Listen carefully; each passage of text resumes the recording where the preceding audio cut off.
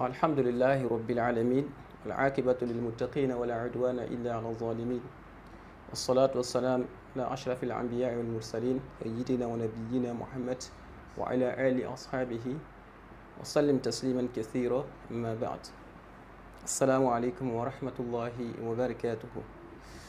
Et donc toutes nos louanges sont à Allah subhanahu wa ta'ala et la meilleure fin est réservée aux croyants, aux muttaqin, aux pieux. Alors donc que la paix et la bénédiction d'Allah subhanahu wa ta'ala se déversent en abondance sur son prophète alayhi salatu wassalam, l'imam des envoyés, sur sa famille et ses compagnons et tous ceux qui vont en bâtir cette paix jusqu'au jour de la résurrection. Demandant à Allah subhanahu wa ta'ala de guider nos pas dans le suivi de ce nouveau prophète. Alors donc aujourd'hui, par la grâce d'Allah, nous ouvrons une nouvelle page pour essayer de s'entretenir avec nos frères francophones en rapport avec l'islam. Il s'agit de traiter certains thèmes par la grâce d'Allah. Donc pour aujourd'hui, nous allons débuter avec le mois de Ramadan et montrer quelques mérites du mois de Ramadan et les jours à venir, bien sûr avec la permission de ceux qui nous ont permis de passer ici pour ces émissions-là. Si avec leur permission, nous allons peut-être passer aux commentaires du Coran, Saint-Coran, et en français. Mais pour aujourd'hui, Inch'Allah, nous allons inaugurer le premier numéro à travers le mois de Ramadan, montrer les vertus qui se trouvent pendant le mois de Ramadan et quelle est vraiment notre dévotion et comment chacun de nous doit s'y prendre pendant les jours restants du Ramadan. Et vous savez que nous avons déjà bouclé 9 jours. Aujourd'hui, c'est le 10e jour de Ramadan. Alors donc, il nous reste quelques jours. C'est-à-dire qu'il y a 10 jours qui ont déjà écoulé, 9 jours qui ont déjà écoulé. Alors, il s'agit de faire un bilan de ce que nous avons fait. Est-ce qu'il n'y a pas lieu que chacun maximise davantage les efforts et quant à l'adoration d'Allah subhanahu wa ta'ala. Bien. Quand on parle du mois de Ramadan, c'est un mois béni. Alors, certains disent que c'est un mois sacré, mais le mois de Ramadan ne figure pas parmi les mois sacrés. Car les mois sacrés, comme Allah subhanahu wa ta'ala dit dans le Coran, donc, les mois auprès d'Allah sont au nombre de 12 et il y a 4 mois sacrés. Et ces 4 mois sacrés sont connus. Le Ramadan n'est pas dedans. Mais ce qui est sur Ramadan, c'est un mois béni, au cours de laquelle Allah subhanahu wa ta'ala a fait descendre le nouveau Coran. Inna anzalna fi laylatil qadr. Wa ma adraka ma laylatul qadr. Laylatul qadr khayrun min alfi shahr. Et dit qu'il a fait descendre le Coran dans une nuit bénie, qu'on appelle Laylatul Qadr. Et cette nuit bénie se trouve dans les 10 derniers jours de Ramadan. Ce qui veut dire que le Coran effectivement est descendu dans le mois de Ramadan. Inna anzalnahu fi laylatin mubarakah. Donc c'est pour cela, Ramadan, c'est un mois plein de bénédictions, un mois plein de mérites, un mois spécial qu'Allah subhanahu wa ta'ala a fait pour les croyants, pour que chacun se remette vers Allah subhanahu wa ta'ala, pour qu'Allah subhanahu wa ta'ala augmente vraiment ses mérites auprès de lui, qu'Allah subhanahu wa ta'ala efface ses péchés, qu'Allah subhanahu wa ta'ala le fasse entrer au paradis. Allah subhanahu wa ta'ala nous bénisse tous.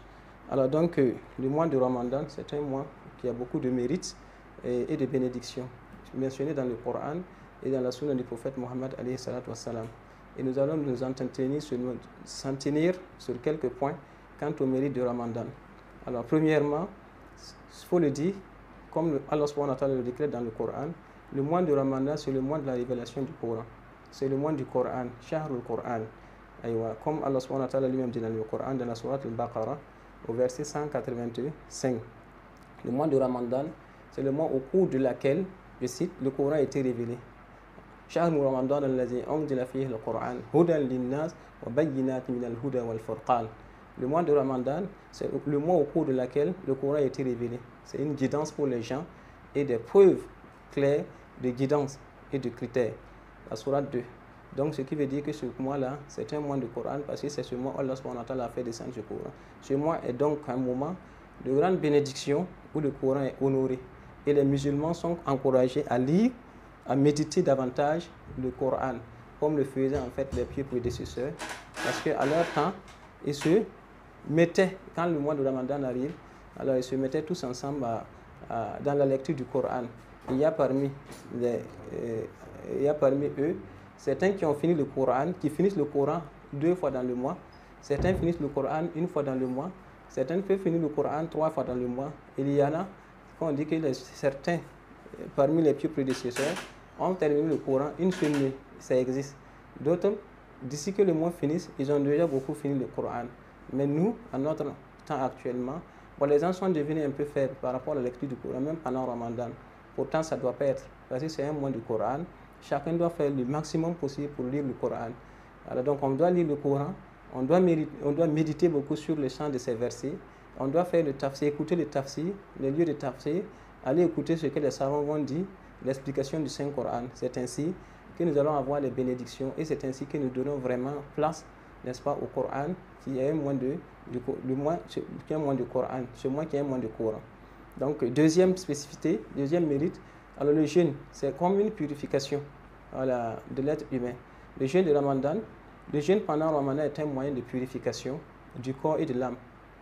Il aide à renforcer la foi, la patience et la maîtrise de soi. Le prophète dans un hadith, il dit, celui qui jeûne avec foi, man soma Ramadan, imanan wa ihtisaban, ghufira Allahu lahu ma taqaddama min dhanbihi. Quiconque jeûne avec foi, en espérant la récompense d'Allah subhanahu wa ta'ala, tous ses péchés cachés seront pardonnés. Allah subhanahu wa ta'ala nous pardonne les péchés. C'est-à-dire, ça a été tiré dans Bukhari. Le jeûne permet également de prendre conscience de la souffrance des plus démunis de la société. Alors, ceux qui sont, si on peut le dire de façon, à la marge de la société. Alors, donc, ça permet de se rendre conscient, de prendre conscience que ces personnes en souffrent, que ces personnes aussi, tâchez, ce sont des gens qui, toute une journée, peuvent rester sans manger. D'autres peuvent faire 2 jours, d'autres c'est 3 jours, d'autres ça peut dépasser cela. Mais en étant en jeûne, on se rappelle de la souffrance de ces personnes-là. Donc, ça nous rappelle vraiment la souffrance de ces personnes et ça nous fait aimer davantage ces gens-là et ça renforce notre lien de solidarité, notre lien de fraternité. Quand Allah subhanahu wa ta'ala renforce notre lien de fraternité. Donc Ramadan, c'est un moment propice pour renforcer ces liens de fraternité-là. Il faut également dire, en troisième position, que pendant le mois de Ramadan, les portes du paradis sont ouvertes et les portes de l'enfer sont fermées. Pendant le mois de Ramadan, sont ouvertes les portes du paradis et toutes les portes de l'enfer sont fermées. Également, c'est pendant ce mois que les shayatines, les diables, sont enchaînés. Voilà pourquoi on a dans nos mosquées beaucoup de fidèles qui viennent prier pendant Ramadan. Vous allez trouver des gens que vous n'avez jamais vus, mais qui peuplent les mosquées.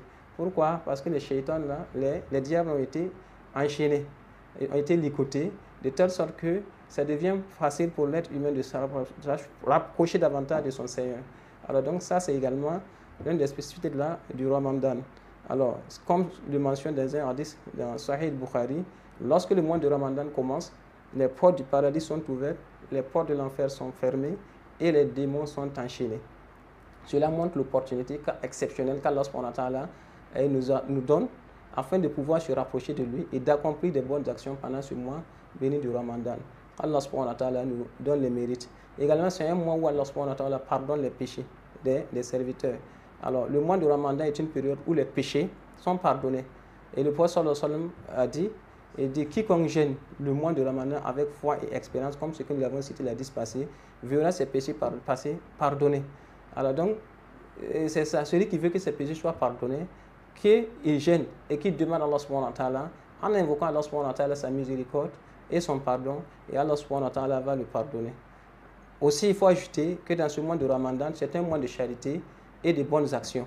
Parce que c'est un mois au cours de laquelle les musulmans sont encouragés, n'est-ce pas, à faire la sadaqa entre eux. Et dans ce sadaqa, beaucoup en profitent même pour faire la zakat. Beaucoup de musulmans prélèvent les zakat pendant ce mois de Ramadan. Alors donc, c'est également un mois qu'on a encouragé, n'est-ce pas, la zakat, de s'entraider et de venir en aide les uns les autres. Alors donc, d'offrir le repas aux pauvres, aux nécessités, lors des ruptures et même pour le shuhur. Le prophète sallallahu alayhi wa sallam était connu pour sa générosité pendant ce mois de Ramadan. Alors, on dit que le prophète sallallahu alayhi wa sallam donnait et donnait. Mais quand Ramadan a dit, la vitesse de son don a dépassé comme la pluie. Et on dit même que ça dépasse la pluie parce que la pluie est la saison pluvieuse. Parce qu'on peut avoir une saison, la saison du mois, les saisons, chaque fois une saison pluvieuse et une saison chaude. Et quand le prophète donnait, ça dépasse même comme on a qualifié ça. Ou bien on a comparé ça à ce que la pluie. On a comparé ça à la pluie qui tombe. Plus que ça, le prophète donnait et donnait. Donc, c'est également l'une des caractéristiques des musulmans de faire les sadaqas, d'être charitable dans ce mois béni du Ramadan. Donc, il faut que nous nous rappelions de ces personnes-là. Il faut que nous nous rappelions des pauvres, des nécessités, de ceux même qui sont en prison. Okay? Il y a nos frères qui sont en prison et qui demandent de quoi avoir leur rupture. Il ne faut pas qu'on va les oublier. Il ne faut pas qu'on va dire que ce sont des gens qui ont été fautifs. Même ça, si ces gens sont là-bas et qui ont toujours la foi et qui prient à Allah subhanahu wa ta'ala et qui ne demandent que la simple nourriture d'avoir pour pouvoir faire de rompre ou bien d'avoir le souhour, il va falloir que nous qui sommes dehors et qui ne sommes pas dans les prisons et qui sommes libres, nous arrivons peut-être à pouvoir les épauler, qu'ils puissent savoir ce qu'ils ont besoin pour que leur ramadan également soit bon. Qu'Allah subhanahu wa ta'ala facilite les bonnes actions pour nous tous. Septième chose qu'il faut ajouter pendant Ramadan, ce sont les prières nawafil, que nous appelons Tarawih. Voilà, les prières de Tarawih ou bien de Qiyam al-Layl est connue pendant ce mois. Lors du Ramadan, après la prière de Isha, alors nous allons voir que dans toutes les mosquées, on essaie de faire, on prie. C'est une sunna. C'est une sunna du prophète Mohammed sallallahu alayhi wa sallam de prier derrière l'imam, n'est-ce pas? Peu importe le nombre de rakats que l'imam va prier. Il a prié 11 rakats avec Shafla 8 ou bien 13 rakats avec Shafla 8 pour que ça dépasse cela. Alors, ça c'est une sunna du prophète Mohammed alayhi salatu wa salam. Alors, parce que le prophète sallallahu l'a dit, comme quiconque prie, n'est-ce pas, pendant la nuit de Ramadan, pendant la nuit de Ramadan avec foi et en espérant la récompense d'Allah, verra ses péchés pardonnés. Man qama Ramadan laylatul qadr imanan wa ihtisaban ghufira Allahu lahu ma taqaddamat min dhanbi. C'est également un hadith authentique tiré dans Bukhari. Alors donc, il ne faut pas que nous allons être laxistes dans les prières. Il faut qu'on arrive à faire l'effort de prier derrière l'imam. Aussi, 8e dimension, comme adoration, c'est l'invocation. Il ne faut jamais oublier que l'invocation du jeûneur n'est pas rejetée. L'invocation du jeûneur est acceptée jusqu'à ce qu'il fait la rupture. Et spécialement au moment de sa rupture, lorsqu'il fait sa rupture et qu'il invoque Allah subhanahu wa ta'ala, son jeûne également est exaucé.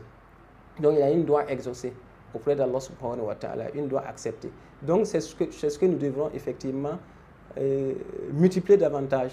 Mais on va remarquer que la plupart des cas, lorsque la rupture s'approche, au lieu de s'adonner à l'invocation d'Allah subhanahu wa ta'ala quelques minutes, les gens là s'empressent avec quoi? Avec de quoi faire la rupture. Or, la rupture est simple.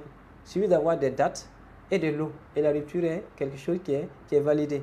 Mais quant à vouloir maintenant l'exceptionnel, chercher de la glace, chercher du jus, chercher de quoi, il y a pas ceci ici, il n'y a pas ceci. On remplit la table avec du tout en cherchant que ce qu'on va manger là, ça ne sera pas beaucoup. Ça sera en fait du gâchis, n'est-ce pas? Or, Allah subhanahu wa ta'ala n'aime pas ceux qui gâtent la nourriture. Voilà. Ce sont c'est l'œuvre en fait de Shaitan. Innal mubadhirina kanu ikhwana shayatin wa kana shaytan li rabbih kafura. Alors donc nous ne devons pas emprunter ces pas qui n'est pas bon. Donc au moment de la rupture, rappelons-nous de l'invocation. C'est ce que faisaient les plus prédécesseurs et ceux-là qui sont doués d'intelligence à l'approche de rupture. Surtout nous actuellement, nous avons beaucoup de problèmes. On en a beaucoup. On en a chargé avec nos sacs, on en a sur nos têtes, on en a même chargé avec nos camions. Partout sont des problèmes qui nous suivent. Donc c'est un moment propice pour que nous demandons à Allah subhanahu wa ta'ala pour qu'il puisse alléger, n'est-ce pas, dissiper ces problèmes-là pour nous. Donc c'est un moment propice, le moment de sorrow et de rupture à l'iftar, qu'on invoque Allah, plutôt que de s'adonner à d'autres choses. Faites tout possible pour maintenant inclure l'invocation. C'est pas seulement, mais exceptionnellement pendant l'heure de rupture, il faut invoquer. Il y a des invocations que le Prophète a montrées pour le jeûneur lorsqu'il veut rompre, ou bien après la rupture. Après cela, on invoque Allah subhanahu wa ta'ala. Ou bien avant cela, on invoque Allah subhanahu wa ta'ala. Et Inch'Allah, comme le Prophète l'a dit, et il est véridique dans sa parole. Il est véridique dans sa parole lorsqu'il le dit. Alors, l'invocation du jeûneur est exaucée, car il exauce nos invocations. Alors donc, c'est également un moment où les récompenses sont multipliées auprès d'Allah subhanahu wa ta'ala. Voilà, donc il faut faire beaucoup d'exercices spirituels, surtout les actes d'adoration. Il ne faut pas que nous allons être laxistes, surtout la lecture du Coran, tout ce que nous-mêmes avons fait, les invocations, il ne faut pas que nous allons oublier ce faire parce que c'est très important pour notre Ramadan. Qu'Allah subhanahu wa ta'ala nous pardonne, qu'Allah subhanahu wa ta'ala exauce notre jeûne de Ramadan, qu'il nous purifie, qu'il nous fasse miséricorde et qu'il nous introduise tous dans son Jannat al-Firdaus. Sur ce, Inch'Allah, nous allons nous arrêter comme ça pour ce premier numéro. Et nous remercions Allah subhanahu wa ta'ala. Walhamdulillahi rabbil alamin. Wassalatu wassalam ala man la nabiyya ba'da. Assalamu alaikum wa rahmatullahi wa barakatuh.